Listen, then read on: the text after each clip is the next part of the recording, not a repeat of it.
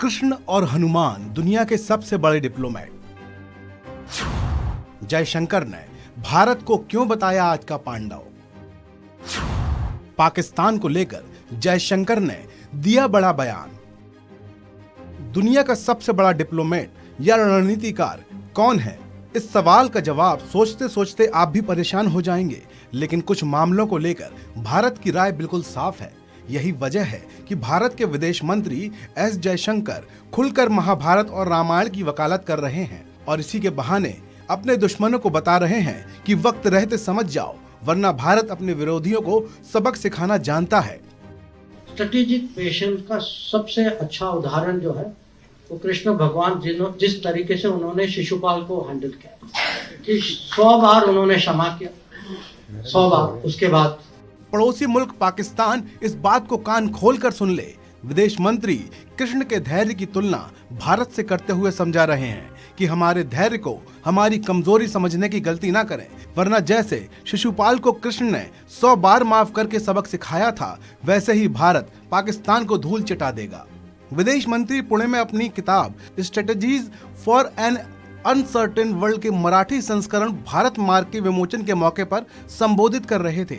इस दौरान उन्होंने कहा कि जिस तरह पांडव अपने रिश्तेदारों को नहीं चुन सकते थे, उसी तरह भारत अपने भौगोलिक पड़ोसियों को नहीं चुन सकता। उन्होंने कहा कि ये हमारे लिए एक सच्चाई है, जैसे पांडव अपने रिश्तेदारों का चयन नहीं कर सके, हम भी अपने पड़ोसियों का चयन नहीं कर सकते। स्वाभाविक रूप से हम आशा करते हैं कि अच्छी भावना बनी रहे।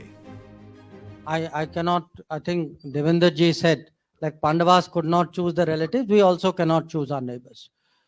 We would naturally hope that good sense prevails, that the practices of the past are not followed. That is our hope. And in diplomacy, it is important to be hopeful. But I would admit to you, it is a hope. इस दौरान जयशंकर ने भगवान कृष्ण और हनुमान को दुनिया का सबसे बड़ा डिप्लोमेट बताया। उन्होंने कहा कि दुनिया के सबसे बड़े डिप्लोमेट एक तो कृष्ण थे और दूसरे हनुमान जी थे।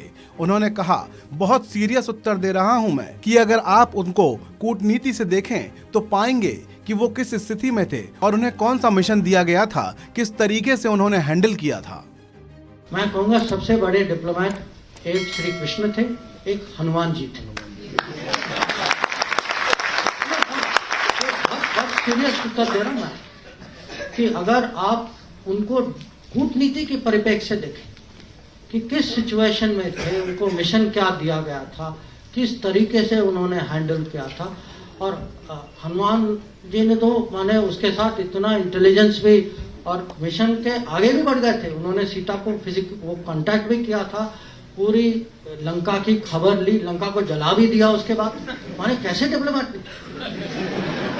All purpose multipurpose diplomat. उन्होंने महाभारत के किस्सों को भी संदर्भों के तौर पर इस्तेमाल किया और कहा, अगर आज मैं आपको बताऊं कि अंतर्राष्ट्रीय संबंधों के मामले में दुनिया के 10 सबसे बेहतर स्ट्रेटेजिक कॉन्सेप्ट कौन से हैं, तो उन्होंने महाभारत का उदाहरण देते हुए बताया कि आज वैश्विक दुनिया में सब एक दूसरे पर निर्भर हैं। उस समय भी ऐसा ही था। मैं आपको कहूंगा कि दुनिया के 10 स्ट्रेटेजिक कॉन्सेप्ट जो आज की चर्चा में, आज के डिस्कोर्स में 10 बड़े स्ट्रेटेजिक कॉन्सेप्ट जो इंटरनेशनल रिलेशन, मैं हर कॉन्सेप्ट का आपको एक महाभारत में इक्विवेलेंट दे सकता हूं कि अगर आप कहें अरे आज मल्टीपोलर वर्ल्ड है, उस समय भी अगर कुरुक्षेत्र के मैदान में क्या हो रहा था, वो मल्टीपोलर भारत था जिसमें अलग अलग राज्य थे। सबको कहा गया कि आप उनके साथ हैं, मेरे साथ हैं। 1-2 नॉन अलाइन निकले बीच, जैसे बलराम थे या रुक्मा थे। या अब हम कहते हैं कि ये ग्लोबलाइज दुनिया है, इंटरडिपेंडेंस है, हम सब पे ये बाधाएं हैं, कंस्ट्रेंट। अर्जुन की दुविधा क्या थी? कंस्ट्रेंट ही थी कि वो इंटरडिपेंडेंट थे, इमोशनली इंटरडिपेंडेंट, कि मैं अपने रिश्तेदारों के खिलाफ मैं कैसे लड़ाई करूं। कृष्ण और हनुमान के जरिए पड़ोसी मुल्कों को यह संदेश दिया है भारत के विदेश मंत्री एस जयशंकर ने। मतलब साफ है कि अगर दोस्त बनकर रहोगे तो फायदे में रहोगे, वरना दुश्मनी निभानी तो हमें भी बड़े अच्छे से आती है। इसलिए आओ और ईमानदारी से दोस्ती का फर्ज निभाओ। इस खबर में अभी इतना ही। आप बने रहिए वन इंडिया के साथ।